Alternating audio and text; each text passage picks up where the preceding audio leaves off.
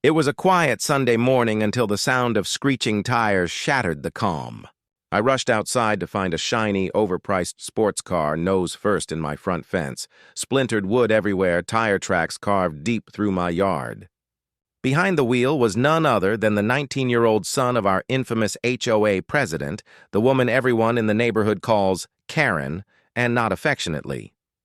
He stumbled out of the car without even an apology, phone in hand, already calling his mom.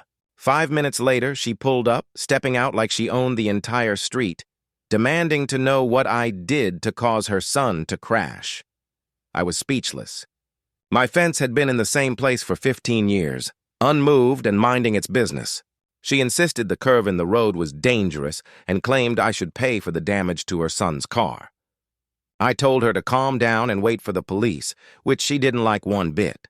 When the officers arrived, Karen wasted no time spinning a wild story, saying I intentionally placed obstacles on my property to trap drivers.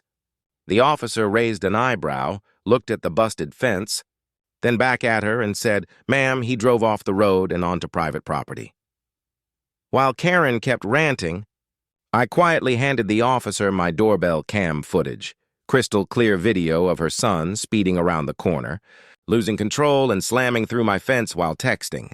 The officer watched it in silence, then walked over to Karen's son and asked for his license and registration.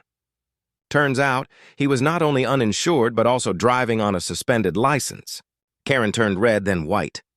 The officer didn't hesitate. He radioed for a tow truck. As her son's car was being hauled away, she yelled that I'd be hearing from her lawyer. I smiled and said, "Make sure he watches the footage first." In the end, her son was cited for reckless driving, driving without insurance, and destruction of private property. I got a full police report for the damage, and a few weeks later a check from their insurance after her husband wisely stepped in. My fence is rebuilt stronger than ever. Karen hasn't spoken to me since. And every time her son drives past my house now, he slows down.